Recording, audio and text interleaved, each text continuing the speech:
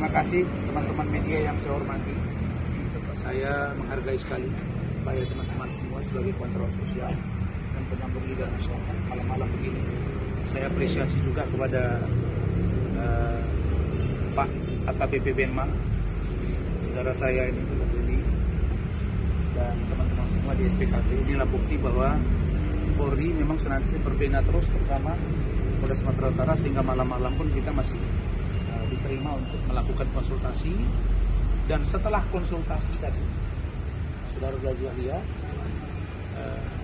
kita cari fakta-fakta hukum yang kuat, dan ternyata hasil gelar kami tim Ranlogon di Jakarta dengan para ahli, kita meyakini ada unsur yang cukup untuk kita melaporkan. Dan alhamdulillah tadi Polda Sumatera Utara melalui SPKT telah resmi menerima laporan kami, yaitu surat tanda laporan polisi nomor 986/6/2022 SPKT Polda Sumut yang ditandatangani oleh Pak Kepala SPKT, Pak AKBP Benma sendiri, dengan nama kuasa pelapor adalah Donna Siregar. Ini orangnya. Beliau ini adalah siapa? Keponakan kandung ya? Keponakan kandung dari Bapak Ali Sultan Araham. Kalau tindak pidana umum masih boleh dikuasakan, karena yang bersangkutan sedang berada di Jakarta, dan nanti kalau dimintai keterangan akan hadir. Bisa memberi keterangan, bisa insya Allah. Bisa bicara, bisa insya Allah. Bisa jalan, bisa insya Allah.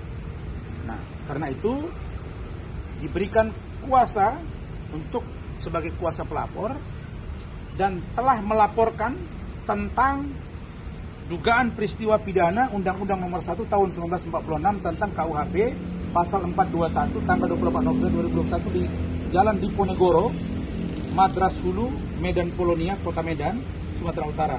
Pelapor atas nama Donna Siregar dan terlapor atas nama Edi Rahmayadi, Arfan Nasution Esos, sesuai dengan laporan polisi nomor LP-9B-989/2022 SPKT Polda Sumatera Utara tanggal 4 Juni 2022.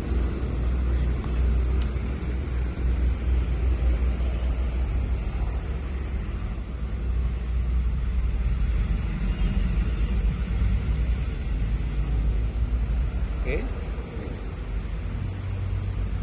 Saya tegaskan bahwa saya tidak ada kepentingan pribadi untuk menyerang atau melaporkan atau ada vested interest kepada Pak Edi Rahmayadi. Tidak. Ini murni permintaan klien saya untuk satu, melakukan gugatan perdata di PT UN Medan. Dan yang kedua, setelah didalami, keluarga berembuk, berdiskusi, ya Pak ya, dan dikonsultasikan ke kami, maka menjadi kewajiban hukum kami untuk memberikan legal opinion. Kita belajari kasus posisi, kita lihat referensi, jurisprudensi, dan lain-lain. Maka kita sepakat melaporkan Pasal 421 KUHP, yaitu penyalahgunaan dalam jabatan, dan atau undang-undang yang patut, ya, yang patut bisa terkena dan atau menjadi pertimbangan terhadap kasus ini. Nanti kan akan ada pengembangan. Untuk sementara terlapornya adalah Pak Edi Rahmayadi sebagai Gubernur Sumatera Utara, dan Saudara Arfan Nasution sebagai Sekda Kabupaten Padang Lawas. Saya mohon maaf Pak Arfan. Setelah kita dalami, setelah kita berdiskusi, maka laporan kami tidak cukup dasarnya kalau hanya Gubernur Sumatera Utara. Tolong dipahami. Maka saya harapkan Pak Arfan, pertimbangan Bapak menerbitkan surat kepada Gubernur, dan dasar Gubernur menerbitkan surat dari satu surat dengan dua keputusan. Tetap saja itu putusan, walaupun surat. menyatakan atau memberitahu atau menjelaskan atau penunjukankah namanya, permintaan delegasikah namanya atau apa, tetap saja. Karena ini hierarki.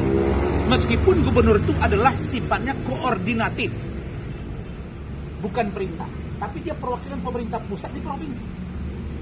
Meskipun yang punya wilayah itu adalah kabupaten kota, tapi dalam konteks pelaksanaan pemerintahan dia masih tunduk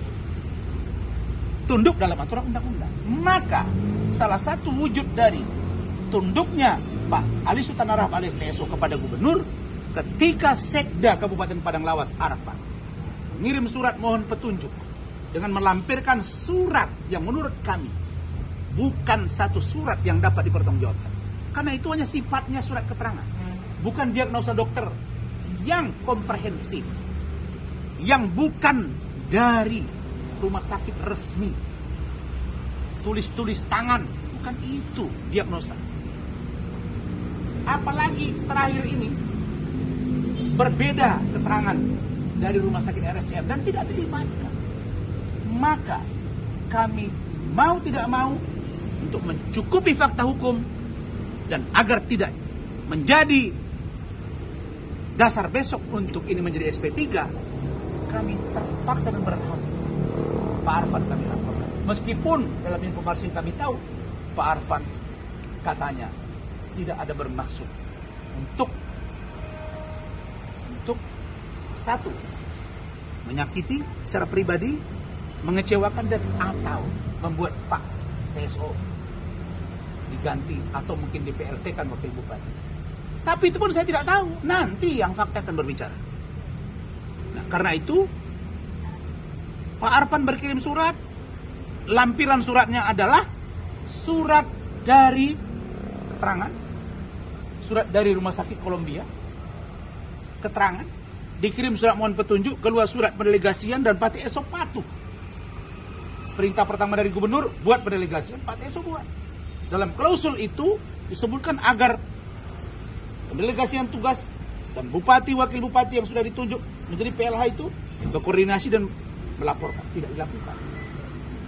Lalu kemudian datang Saudara Rashid dengan dokter yang mengaku dari rumah sakit haji, yang katanya itu silaturahmi, tensi. Tidak berapa lama keluar surat penunjukan PLT. Dasarnya surat yang sama. Bayangkan, kalau ada surat pendelegasian dari bupati yang sudah patuh pada gubernur, idealnya bupati itu lapor kepada bupati, menanya kesehatannya, dan melapor kepada gubernur, ini bupati membaik atau menurun. Begitu juga dengan Sekda. Karena dia berkirim surat yang pertama, maka dia harusnya koordinasi dengan pejabat bupati, katakanlah PLH, melaporkan ini sakitnya sudah bertambah atau bagaimana. Tidak ada surat apa-apa, hanya surat yang satu, lalu datang orang ke sana, silaturahim, terbit PLT. Dari situlah mulai muncul yang namanya PLT. Sehingga keluarga pun demikian rupa tidak ada penyerahan surat secara resmi. Benar ya? Benar. Bagaimana bos? Oh, tidak ada surat pemberitahuan. Ini bupati loh. Saya tidak katakan bupati itu hebat sekali, enggak. Tapi demi tertib administrasi dan agar Anda tidak melawan hukum, menyangkut kapasitas orang sebagai pejabat publik yang menang di pilkada, amanah rakyat, tidak ada penyerahan surat resmi. Nah, ketika sekarang sudah kita tunkan, sibuk semuanya, termasuk Rashid WA saya. Buat apa Rashid WA saya? Rashid, kau belajar hukum? Kau nggak penting WA saya. Saya sudah somasi, saya sudah kirim surat, kita sudah tun. Kirim surat ke kantor saya resmi. Nggak usah kirim ke rumah Pak TSO, nggak usah kirim ke Padang Lawas sana, nggak usah kirim ke kantor di Medan, ke rumah di Medan, bulu tangkis, nggak usah kirim kemana-mana. WA saya Pak Rasman, buat apa? Sampaikan ke kantor surat saya, nanti ada tanda terima, jelas bos. Kok sekarang sibuk kirim surat kiri dan kanan? Di sini aja udah muncul kecurigaan. Jadi saya katakan, jangan besok ini dipolitisir orang. Pak TSO tinggal katanya sekian bulan lagi. Loh, 1 hari lagi pun kalau hak orang kasih. Jangan rampas kemerdekaan orang. Iya dong. Dan jangan karena mau berakhir masa jabatan gubernur terus nanti diisukan ini ada main-main rasman. Tidak ada. Dan saya jawab di sini. Karena ada yang bertanya ke saya, Pak Rasman waktu acara sambutan IKPMII menyampaikan bahwa kader Golkar, ketuanya adalah Pak Musa Rajeksa sebagai Pak Wakil Gubernur, dia tidak sebagai Wakil Gubernur. Saya hanya menyampaikan bahwa Pak Ijek sebagai Ketua DPD Golkar, Ketua DPD Golkar Sumatera Utara Pak Ijek, bahwa Pak TSO sebagai Ketua DPD Golkar Kabupaten Padang Lawas, dan belum diganti, saya terima kasih. Saya sampaikan bahwa kami sedang melakukan upaya hukum PTU. Jangan besok ada isu yang mengatakan bahwa seolah-olah saya bekerja sama dengan Pak Ijek. Pak Ijek, dia sebagai Ketua DPD Golkar punya kapasitas untuk menilai, membantu, atau mengevaluasi Ketua DPD Kabupaten. Itu hak dia. Tapi yang pasti beliau belum ganti, saya apresiasi. Tapi sebagai Wakil Gubernur, menurut saya, Gubernur seharusnya konsultasilah kepada Wakil Gubernur. Karena jabatan itu direbut bersama-sama, bos. Bukan satu orang. Nah, apakah ini pesanan? Tidak ada. Terus ada yang komunikasi yang coba-coba kontak-kontak ke saya, mempengaruhi pikiran-pikiran saya. Saya nggak bisa ditawar-tawar, bos. Nggak bisa ditawar-tawar. Nggak usah dekat-dekati saya. Dekati saja proses hukum, dekati saja pengadilan, siapkan referensi, bertarung kita. Itu saja. Terima kasih. Ya. Oke? Cukup ya? Perkembangan Petun. Petun hari Senin saya undang kalian. Kita jam 9 ya Andi ya? Jam 9 itu sudah ada panggilan, harusnya minggu ke Senin kemarin itu ada panggilan di situ. Kemudian ini akan pemeriksaan berkas ya. Dan saya undang untuk kalian terpantau. Saya berharap ini adalah satu situasi yang menurut saya masyarakat Sumatera Utara masih tahu dan Jakarta. Dan untuk satu lagi, Pak Dirjen Odda. Kami berharap Pak Dirjen Odda nanti bisa memberi jawaban yang signifikan kenapa terbit surat dari Gubernur dan lain-lain. Dan satu lagi, saya hampir lupa. Gubernur berkirim surat kepada klien kan, Pak TSO, untuk diperiksa kesehatan. Dan ada statement Gubernur, saya nggak tahu benar atau tidak, tapi saya baca di salah satu media online mengatakan bahwa Pak TSO itu sakit dan diminta untuk memeriksakan. Pak Gubernur, Bapak mana boleh ngomong-ngomong begitu? Diagnosa dokternya mana, Pak? Dan yang kedua, kami sekarang sudah dalam proses hukum PT UN, apalagi ini masuk unsur pidana yang kami laporkan. Kirim surat, mana mau kami patuhi? Ini proses hukum, due process of law.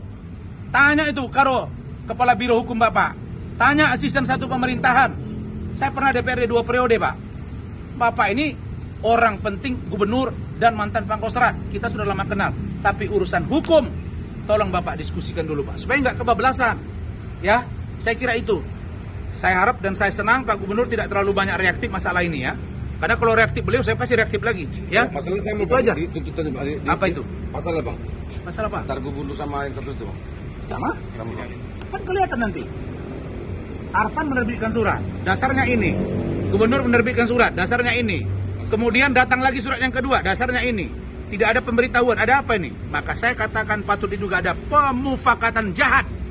Ada minstrea niat jahat di sini. Ini berlapis-lapis, bos. Hah? Ketua DPRD. Hah? Ketua DPRD-nya. Itu di Petun kita lihat. Tapi nanti kita lihat hari Senin. Kalau memang objeknya nanti jatuhnya ke satu saja, yang dia satu saja. Yang penting bagi kami, jangan ada orang yang melanggar hukum atas nama kepentingan apapun. Karena haknya Pak TSO kasih ke dia. Satu hari pun hak dia untuk jadi bupati. Apalagi marwah keluarga ini. Nanti juga di sana ada keluarganya mau maju pilkada, dibegitu-begitukan dia. Sekarang baru orang lihat, oh ternyata Pak TSO ada gugatan. Bilang-bilang Rasman seperti ini. Saya udah ingatkan, jangan hina-hina Pak TSO. Bicara media sosial, jangan bawa nama saya. Ini persoalan hukum. Kau menjadi top, jadi kau pengacara top. Jangan hina-hina orang. Terus ada lagi saya dengar itu tulis media begini-gini, udah datang orang ke sana, dibilang pula gerta-gerta ancam-ancam, aduh membuat perasaan tidak menyenangkan. Pasal tidak membuat tidak menyenangkan tuh, tahu kalian, udah dihapuskan itu. Kedip mata aja, nggak senang kita bisa dilaporkan. Itu udah nggak ada lagi, yang betul-betul aja. Pasal apa kau dilaporkan? Ini teman saya polisi nih, Hendri. Dia begini saya nggak senang, boleh saya laporkan. Itu udah nggak lagi. Nanti orang buang angin, kita bawa marah juga kita, laporin juga. Itu udah nggak lagi, ya? Aneh itu. Kecuali kau diancam atau apa-apa. Apalagi dia pengacara tuh. Nanti saya pengacara kau. Kasih tahu. Oke, thank you. Thank you. Thank you ya.